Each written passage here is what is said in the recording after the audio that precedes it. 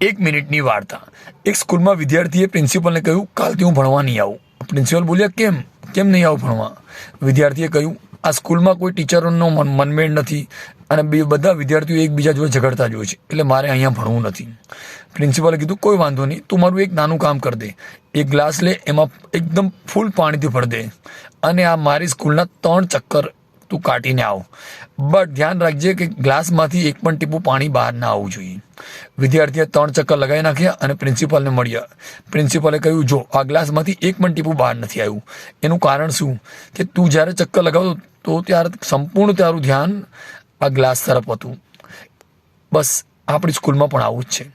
જો તું એકાગ્ર થઈને તારું પોતાના ઉપર ધ્યાન આપીશ તો ડેફિનેટલી રિઝલ્ટ તને સારું જ મળશે.